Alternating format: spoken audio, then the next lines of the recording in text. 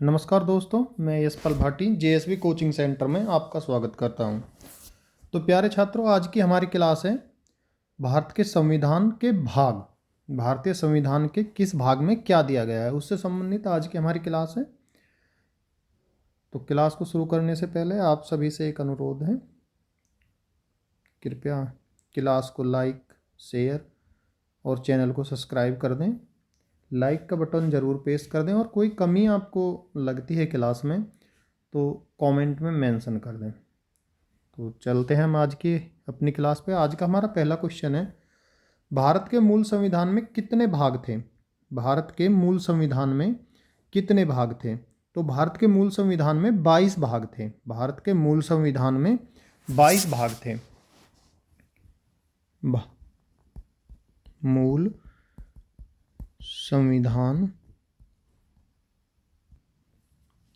मूल संविधान में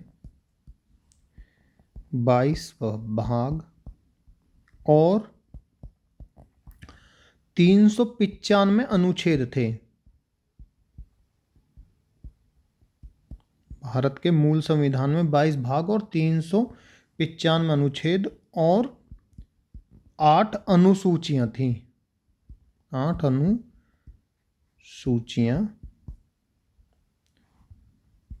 थी। वर्तमान में कितने भाग हैं? वर्तमान संविधान में 25 भाग हैं।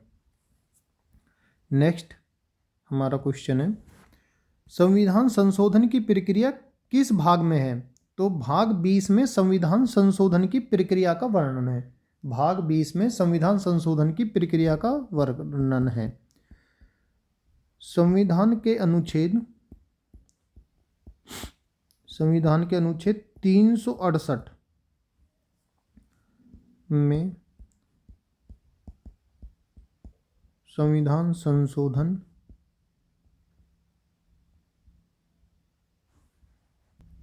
संविधान के अनुच्छेद 368 में संशोधन करने के लिए संसद की शक्तियों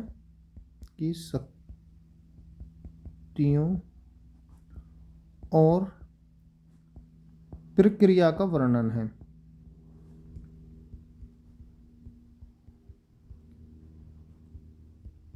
संविधान के अनुच्छेद 368 में संविधान संशोधन की प्रक्रिया, करने की शक्ति और करने के तरीके का वर्णन है। नेक्स्ट हमारा क्वेश्चन है,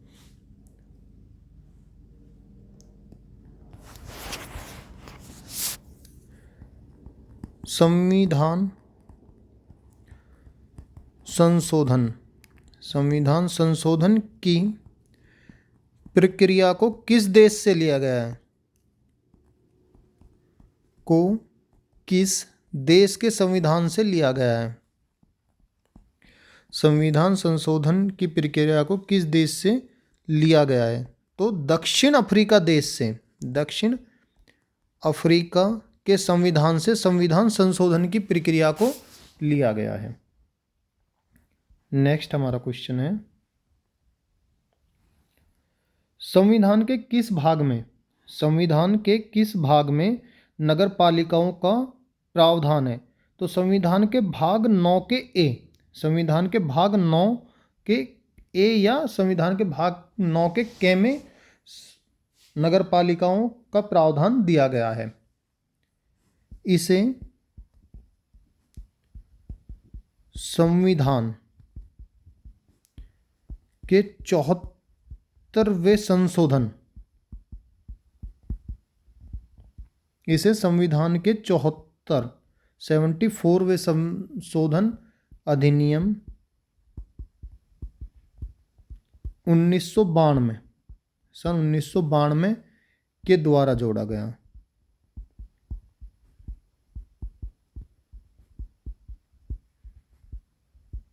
नगर पालिकाओं का जो प्रावधान भाग 9 के ए में है, इसे 74वें संविधान संशोधन अधिनियम 1992 के द्वारा जोड़ा गया था।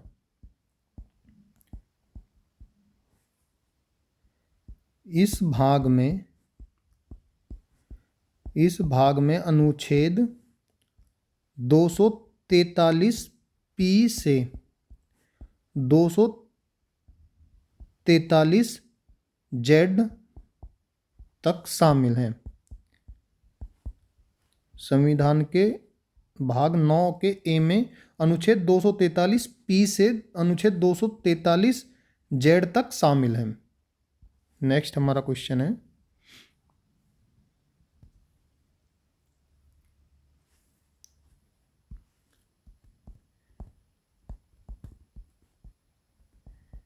इस अधिनियम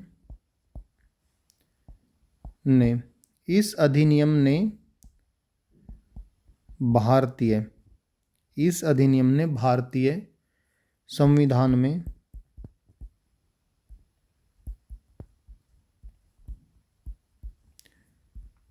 बारहवीं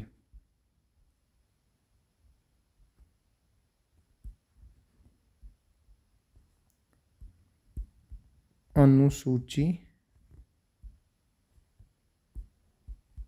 को जोड़ा। इस अधिनियम ने ही संविधान में 12वीं अनुसूची को भी जोड़ा था। इस अधिनियम ने, ये जो 74वां संविधान संशोधन अधिनियम 1992 में हुआ था, इसके तहत ही संविधान में 12वीं अनुसूची को और जोड़ दिया गया। नेक्स्ट हमारा क्वेश्चन है, संविधान के किस भाग में नीति निर्देशक तत्वों का उल्लेख है? संविधान के किस भाग में नीति निर्देशक तत्वों का उल्लेख है? तो संविधान के भाग 4 में नीति निर्देशक तत्वों का उल्लेख है। संविधान के भाग 4 में अनुच्छेद 36 से 51 तक राज्य के नीति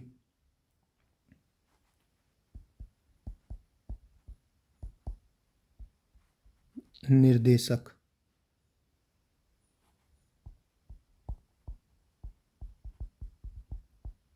सिद्धांतों से संबंधित है। संविधान के भाग 4 में अनुच्छेद 36 से 51 तक नीति निर्देशक सिद्धांतों से संबंधित। नेक्स्ट फैक्ट हम इसका ले लेते हैं, यह किसी भी अदालत, नीति निर्देशक तत्व जो है ये किसी भी अदालत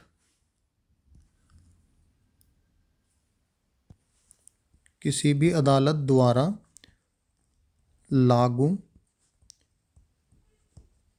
करने योग्य नहीं है। नीति निर्देशक तत्व जो है किसी भी अदालत के द्वारा लागू करने योग्य नहीं है, लेकिन देश के शासन में मौलिक है। नीति निर्देशक तत्व जो है इन्हें कोई भी अदालत लागू नहीं कर सकती, लेकिन देश के शासन में सर्वोपरि हैं। नीति निर्देशक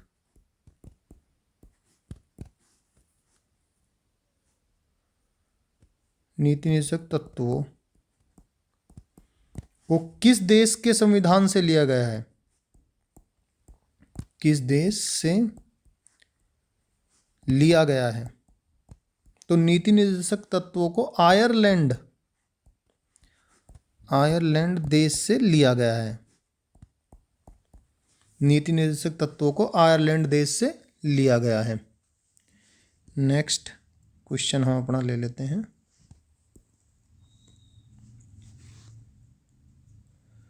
संविधान के किस भाग में मौलिक कर्तव्यों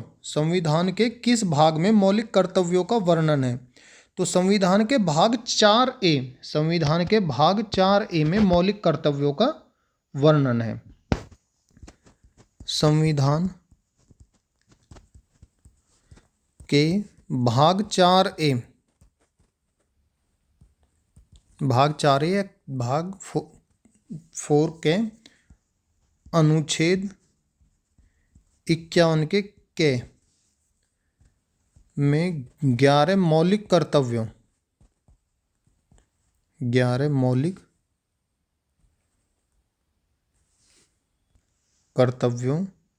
का वर्णन है। संविधान के भाग 4A या अनुच्छेद 51 के में 11 मौलिक कर्तव्यों का वर्णन है। अगर आपसे एग्जामिनर पूछ ले कि हमारे संविधान में कितने मौलिक कर्तव्य हैं, तो 11 मौलिक कर्तव्य हमारे संविधान में हैं। 42वें संविधान संशोधन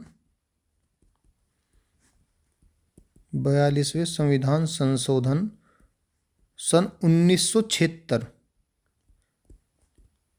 में इन्हें जोड़ा गया।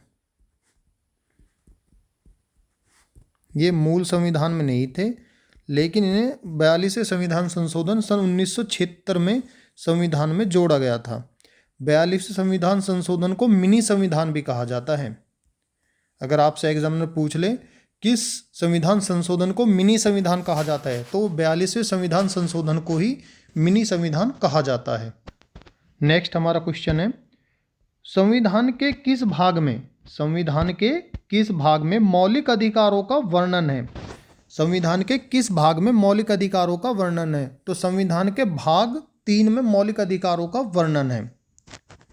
संविधान के भाग 3 में मौलिक अधिकारों का वर्णन है।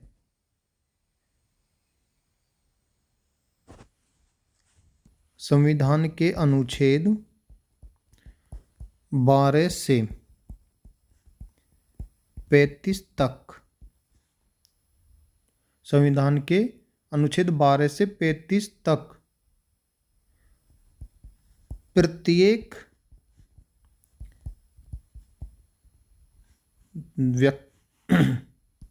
संविधान के अनुच्छेद 12 से 35 तक प्रत्येक नागरिक को, संविधान के अनुच्छेद 12 से 35 तक प्रत्येक नागरिक को 6 मौलिक अधिकार दिए गए हैं।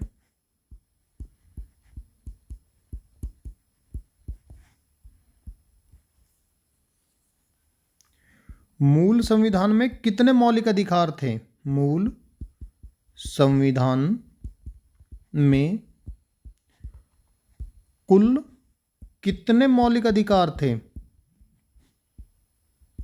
कुल कितने मौलिक अधिकार थे? तो मूल संविधान में कुल 7 मौलिक अधिकार भारत के प्रत्येक नागरिक को प्रदान किए गए थे, लेकिन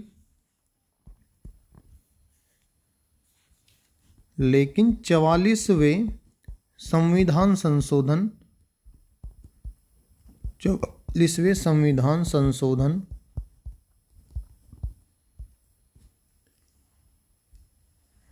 1978, 44वें संविधान संशोधन 1978 ईस्वी के द्वारा संपत्ति के अधिकार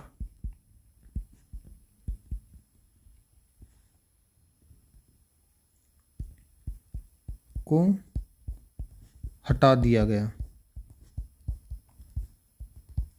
44वें संविधान संशोधन 1978 के तहत जो हमारा संपत्ति का मूल अधिकार था उसे हटा दिया गया, और इसे हटाकर क्या किया गया? फिर इस अधिकार को हटाकर एक कानूनी दर्जा दे दिया गया। एक कानूनी दर्जा देकर अनुच्छेद 300 के में जोड़ा गया। संपत्ति के मूल अधिकार को 44वें संविधान संशोधन 1978 के द्वारा हटाकर एक कानूनी दर्जा देकर अनुच्छेद 300 के में जोड़ दिया गया और एक ये हमारा संपत्ति का अधिकार कानूनी अधिकार बना दिया गया। नेक्स्ट हमारा फैक्ट है, मौलिक अधिकारों को कहाँ से लिया गया है? मौलिक अधिकारों को किस देश के संविधान से लिया गया है? मौलिक अधिकारों को किस देश के संविधानों से लिया गया है? मौलिक अधिकारों को किस देश के संविधान से लिया गया है? तो ये यूएस से, अमेरिका देश के संविधान से मौलिक अधिकारों को लिया गया है।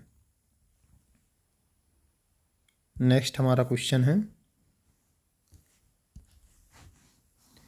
संविधान के किस भाग में संघ और राज्यों के बीच में संबंधों का वर्णन है? संविधान के किस भाग में संघ और राज्यों के बीच में संबंधों का वर्णन है? तो भाग 11 में, संविधान के भाग 11 में संघ और राज्यों के बीच में संबंधों का वर्णन दिया गया है।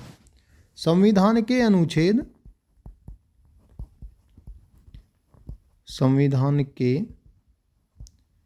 अनुच्छेद 245 से 255 तक, संविधान के अनुच्छेद 245 से 255 तक संघ और राज्यों के बीच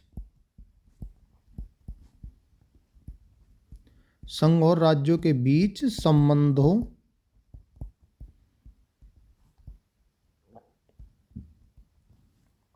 को शासित करता है।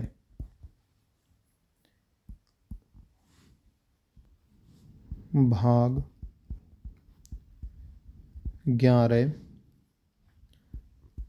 11 संघ और राज्यों के बीच कानूनी शक्तियों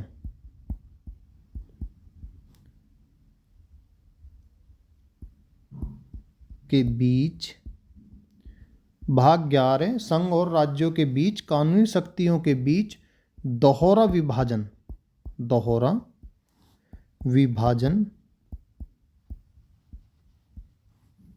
निर्धारित करता है।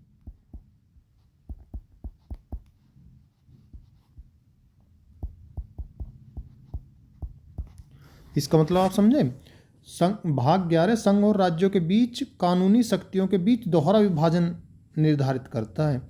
इसका मतलब यह है कि यदि संघ यानी केंद्र सरकार ने कोई कानून बना दिया तो वो राज्य सरकार को मानना पड़ेगा, वो कंपलसरी है। जो कानून केंद्र सरकार ने बना दिया वो कानून राज्य सरकार को मानना पड़ेगा, जरूरी है। लेकिन कोई भी राज्य की सरकार अपने राज्य के लिए कोई भी अलग कानून बना सकती है, लेकिन उस कानून को खत्म करने का अधिकार केंद्र सरकार को है। लेकिन केंद्र सरकार के बनाए हुए कानून को राज्य सरकार को खत्म करने का अधिकार नहीं है। इसका मतलब ये है। संविधान के भाग 15 में क्या वर्णन है? तो संविधान के भाग 15 में निर्वाचन, ये जो देश में वोटिंग होती है, इसका सारा वर्णन संविधान के भाग 15 में दिया गया है। संविधान के भाग 15 में अनुच्छेद 324 से 329 ए तक शामिल हैं। यदि आपसे एग्जाम में पूछ ले संविधान के भाग 15 में कौन कौन से अनुच्छेद शामिल हैं, तो वो संविधान के भाग 15 में अनुच्छेद 324 से अनुच्छेद 329 ए तक शामिल हैं। नेक्स्ट हमारा क्वेश्चन है, संविधान का भाग 8 किससे संबंधित है? संविधान का भाग 8 केंद्र शासित प्रदेशों से संबंधित है। संविधान का भाग 8 केंद्र शासित प्रदेशों से संबंधित है। अनुच्छेद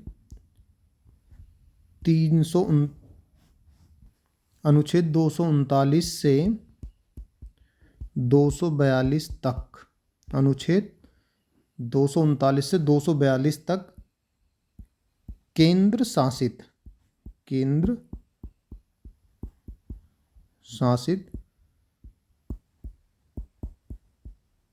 प्रदेशों से संबंधित है।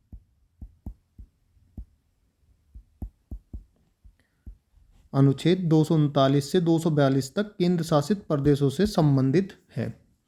वर्तमान में कितने केंद्र शासित प्रदेश हैं? वर्तमान में हमारे देश में कुल कितने केंद्र शासित प्रदेश हैं? तो वो हैं 8। वर्तमान में हमारे देश में कुल 8 केंद्र शासित प्रदेश हैं। नेक्स्ट फैक्ट है हमारा, संसद ने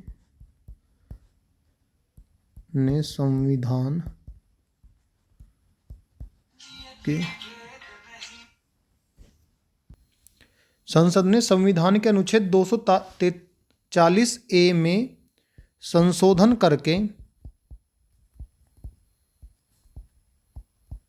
करके दो केंद्र शासित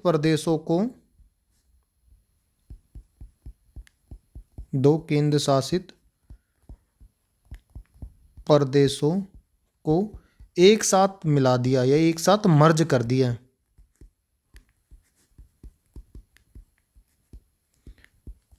वो कौन कौन से हैं? एक तो है दादर और नगर हवेली, और दूसरा दमन और दीव। दादर और नागर हवेली और दमन और दीव को संसद ने अनुच्छेद 240A में संशोधन करके एक जगह मर्ज कर दिया है। इन दोनों को एक केंद्र शासित प्रदेश बन कर दिया है। और वर्तमान में हमारे देश में कुल कितने केंद्र शासित प्रदेश हैं? तो वो हैं 8। नेक्स्ट हमारा क्वेश्चन है, संविधान का भाग 9 का संबंध किससे है? तो संविधान के भाग 9 का संबंध है पंचायती राज व्यवस्था से। संविधान के भाग 9 का संबंध किससे है? पंचायती राज व्यवस्था से। ये जो गांवों में वोट पड़ती है ना, इससे संबंधित है। हमारे देश में पंचायती राज व्यवस्था के कितने चरण हैं? 3। अनुच्छेद 243 से 243O, अनुच्छेद 243 से अनुच्छेद 243O तक, अनुच्छेद 243 से अनुच्छेद 243O तक में पंचायती राज व्यवस्था का प्रावधान है।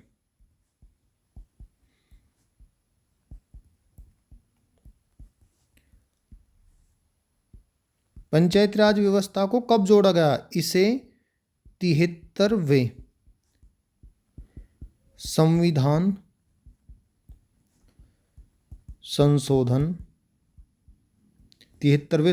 संशोधन 1992 के द्वारा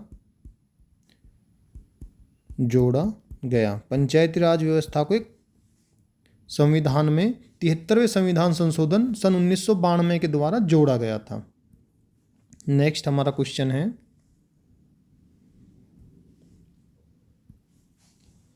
संविधान का भाग 1 किससे संबंधित है? संविधान का भाग 1 यह हमें क्या बतलाता है? तो संविधान का भाग 1 कहता है कि भारत संघ और राज्यों का क्षेत्र होगा। संघ और उसका राज्य क्षेत्र। संविधान का भाग 1 बताता है संघ और उसका राज्य क्षेत्र। संविधान के अनुच्छेद 1 से 4 तक, संविधान के अनुच्छेद 1 से 4 तक इसका वर्णन है। संविधान के अनुच्छेद 1 से 4 तक इसका वर्णन है संघ और राज्य क्षेत्रों का। नेक्स्ट, संविधान के भाग 1 संविधान के भाग 1 में राज्यों की सीमाओं की स्थापना,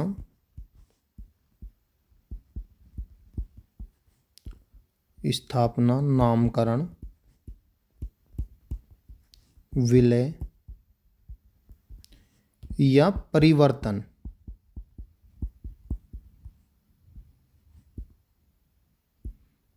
का कानून शामिल है।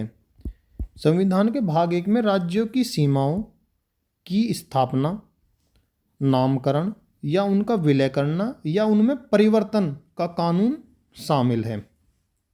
नेक्स्ट हमारा क्वेश्चन है, संघ की कार्यपालिका की शक्ति का वर्णन किस भाग में है?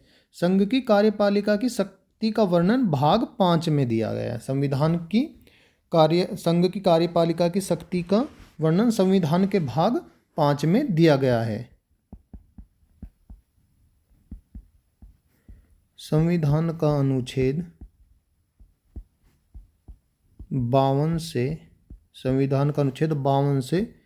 151 तक, संविधान का अनुच्छेद 52 से 151 तक संघ की कार्य शक्ति, संविधान का अनुच्छेद 52 से 151 तक संघ की कार्यपालिका शक्ति का वर्णन करता है। संविधान का अनुच्छेद 52 से 151 तक संघ की कार्यपालिका शक्ति का वर्णन करता है। कहाँ से?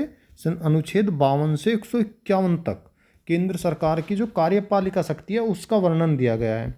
तो कार्यपालिका शक्ति में क्या क्या आते हैं?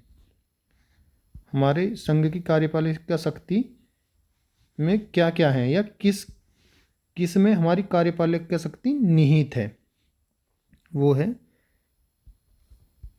संघ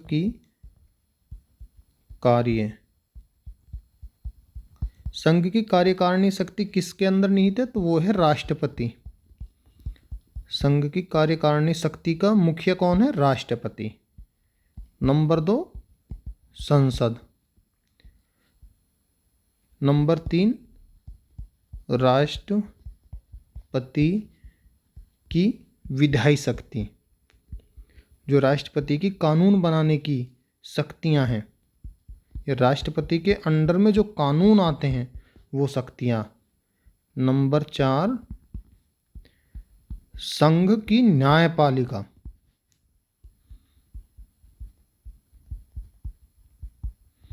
संघ की न्यायपालिका। और नंबर 5 पे आता है भारत के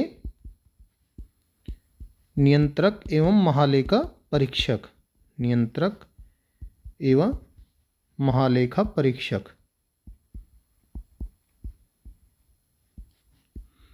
जिसे कैग भी बोलते हैं, ऑडिटर जनरल। तो आज की क्लास हम यहीं पे अपनी समाप्त करते हैं। बचा हुआ इसके जो फैक्ट्स बच गए हैं, संविधान के भागों से जुड़े हुए जो क्वेश्चन है, उसे नेक्स्ट क्लास में हम आपको कराएंगे। धन्यवाद। जय हिंद, जय भारत।